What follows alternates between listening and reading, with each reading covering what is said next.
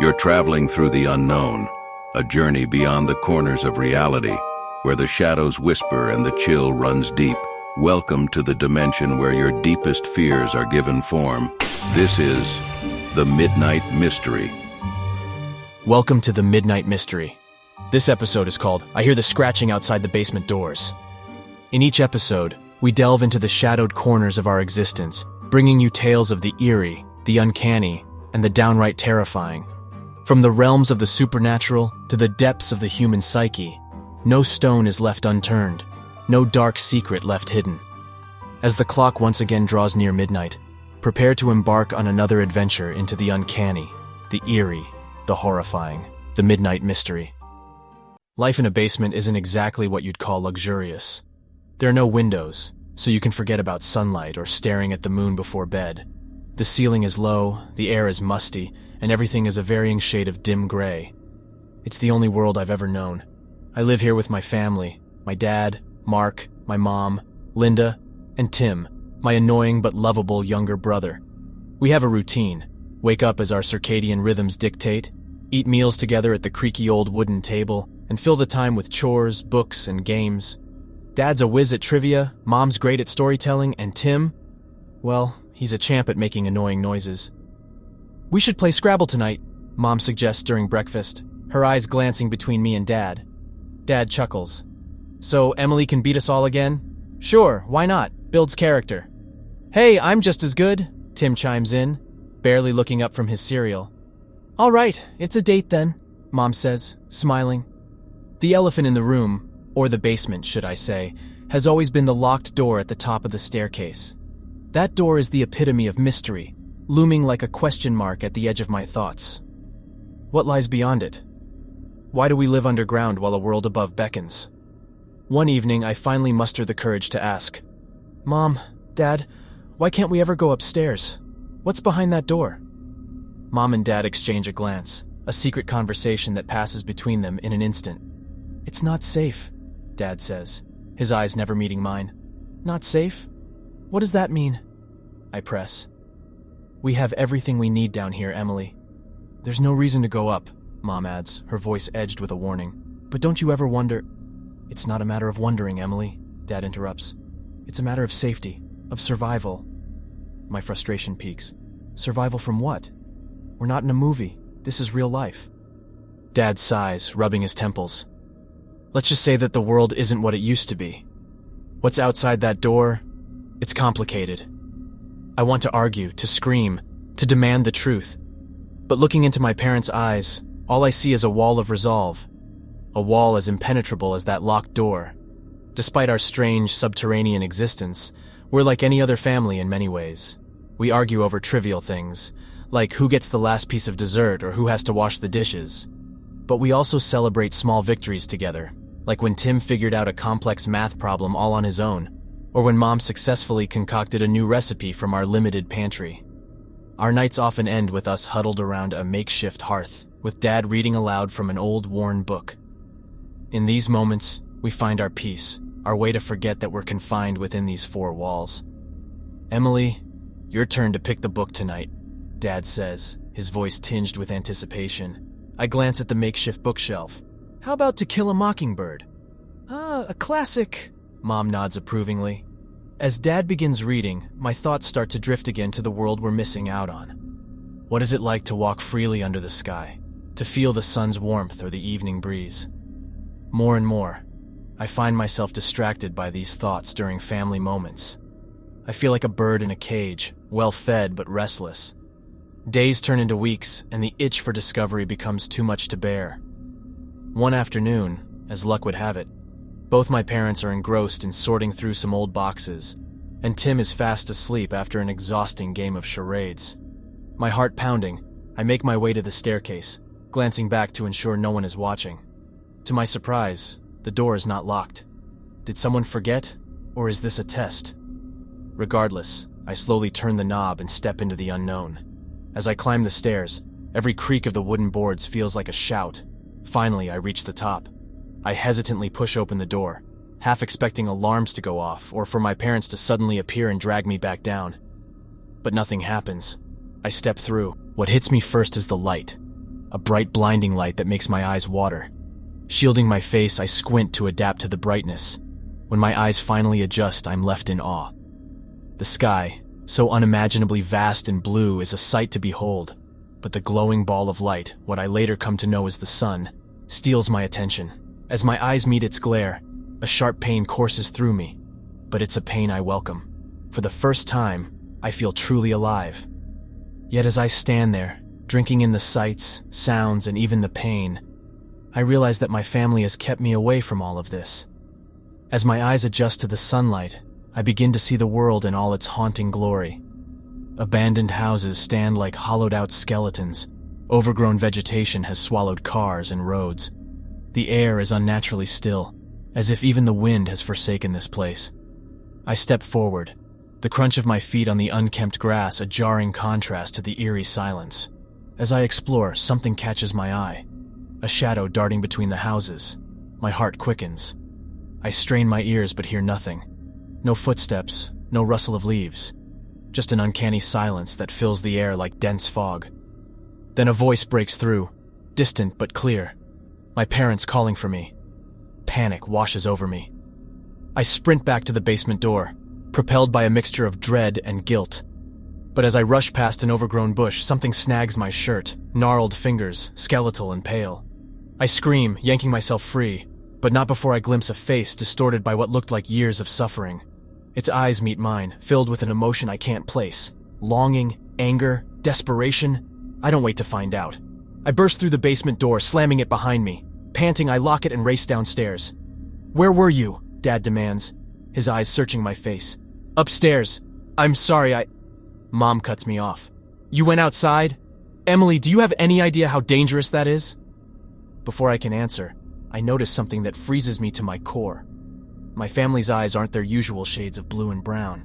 They're pitch black, like endless voids. "Mom? Dad?" My voice is barely above a whisper. Their expressions shift, becoming less human, more sinister. "You went outside," Dad says. But his voice is different, distorted and otherworldly. "You broke the one rule." "Who are you?" I gasp, backing away. "We're your parents, Emily. But we're also the gatekeepers of this sanctuary. And you've just let something in." I remember the face outside, its haunting eyes, and realize the terrible truth. My curiosity didn't just endanger me. It threatened whatever balance my parents had maintained in this basement haven. I've brought back something with me, something that had been locked out. As my eyes dart between my parents' changed faces, my dad speaks again, his voice tinged with something akin to sadness. "We've been protecting you, Emily, ever since the world fell apart. You and Tim needed to be shielded from the radiation, from what humanity became." "Radiation? Is that why we never went upstairs? But what about the sun? The sky? What about the shadowy figure?" I demand, my voice shaking. Mom steps forward, her eyes still dark, void of their usual warmth. "The sun's radiation has become lethal over the years. The sky may look beautiful, but it's a death sentence. As for what you saw, humanity has degenerated into something less than human. We've kept you safe, away from all that." Safe? My mind races to process this overwhelming revelation. If all that's true, then what about you two? What are you? What have you become? Dad sighs. "We've been affected, but we've managed to keep our humanity intact. The darkness in our eyes, that's a side effect, a result of what we've had to do to protect you." I'm trapped in a moral maze. My urge to explore, to feel the sun on my face despite its danger, battles my newfound understanding of the horror lurking above. I'm torn between the allure of the unknown and my duty to protect my family, especially Tim. And then there's the shadowy figure, the creature that grabbed me. What if it followed me back? "Emily, listen, you may have exposed us to greater danger by breaking the seal of this sanctuary," Mom warns, her voice trembling for the first time. Just then, we hear it. A faint scratching sound at the top of the stairs behind the door. My blood turns to ice. Did I bring that here?" My voice is tinged with terror and guilt. "We don't know, but we need to strengthen the barriers now," Dad says, his voice laced with urgency. As they move to gather some esoteric items, candles, salt, some old manuscripts, I'm left pondering my choices. I want to know the world, to escape this underground life. But at what cost? Can I live with the consequences of my curiosity, knowing that it might doom us all? My parents gather us in the living room area, makeshift as it is, and I can sense the gravity of the family meeting. Even Tim picks up on it. His eyes dart between Mom and Dad, full of questions. "We need to make a decision," Dad starts, "about whether we should consider the possibility of venturing outside as a family." "I want to see the sky," Tim speaks up, his voice tinged with a curiosity that mirrors my own. "I want to see what Emily saw." The air grows thick with tension. I see my parents exchange a glance, weighed down by a mix of dread and something else. Hope, maybe? "All right," Mom finally says. "We do have some protective gear stored away for emergencies. We've never used them, but perhaps it's time." My heart leaps. "You mean we're going outside?" "Yes," Dad nods. "But understand that this is risky. We'll take all the precautions we can. Emily, your excursion may have opened a door that can't be closed. If anything happens, we need to be together." Decked in hazmat suits, respirators, and protective eyewear, we look like characters out of a dystopian novel. As we unlock the door and step outside, I feel a sense of déjà vu, reliving my earlier moments of awe and dread. Yet, as we walk cautiously through our once familiar neighborhood, I notice something new. Among the ruins and the overgrowth, sprouts of green catch my eye. New shoots, fresh leaves, even a flowering bush or two. "Look," I point out. "Some plants are growing back." Dad examines them. "Seems like the world is slowly healing, or at least trying to." It's a silver lining, a glimmer of hope that perhaps someday life could return to some semblance of normalcy.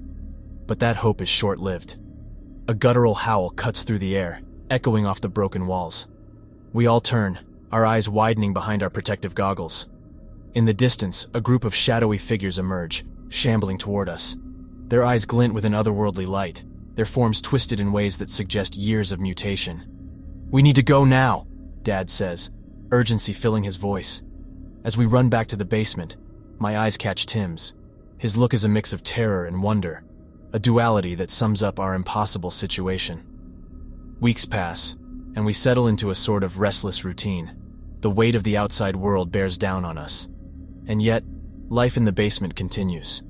However, one afternoon, a knock resounds from the top of the stairs, setting our hearts racing.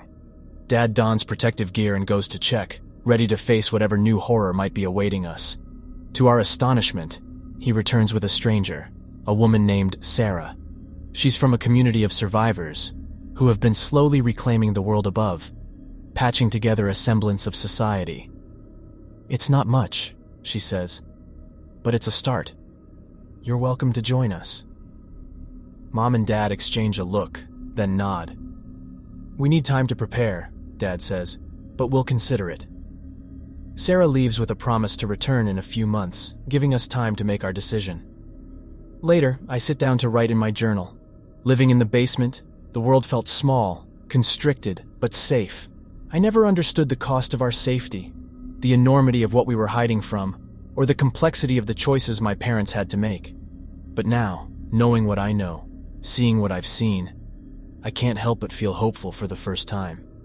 It's a strange kind of hope, fragile yet resilient, much like the sprouts of green we saw pushing through the desolate ground. The world is broken, but it's not beyond repair. And maybe, just maybe, neither are we. We sit down to dinner, a meal of canned vegetables and preserved meats. It's an unremarkable meal, but tonight it feels different.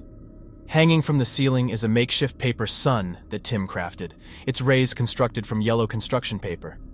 We eat in silence for a bit before Mom finally speaks. "It's a beautiful sun, Tim." He beams, proud of his creation. "Emily said the sun was bright but beautiful. I wanted to see it too." The paper sun seems to glow just a bit brighter, casting its golden light on the worn but caring faces of my family. It's a pale imitation of the true sky, yet it fills the room with something invaluable. A sense of hope, a promise of change. The darkness still looms, both inside the basement and out in the world above, but for the first time, it feels like we can face it, together. And so we eat, each lost in our thoughts, but united in our newfound hope. The basement walls, once a suffocating boundary, now feel like a temporary cocoon, one we will soon emerge from, ready to face whatever awaits us in the world beyond. I hope you enjoyed our episode. I'd like to extend a heartfelt thanks to you, our brave listeners. Your presence in this shared journey into the unknown is what fuels our stories. Your fascination is our motivation. Did this episode send chills down your spine? Then leave your comments, your thoughts and theories, your own midnight mysteries. Your feedback is the beacon that guides us through the uncharted territories of our stories. And if you haven't already, remember to subscribe to our channel. By joining the Midnight Mystery family, you won't miss out on a single chilling tale. As a subscriber, you'll be the first to know when a new episode lurks around the corner, ready to pull you back into the shadowy depths of the unknown. This is the Midnight Mystery signing off, leaving you with a simple reminder. When the clock strikes 12, fear the silence, for that's when our tales come to life. Good night, Midnight listeners, and remember, not all who wander into the dark are lost.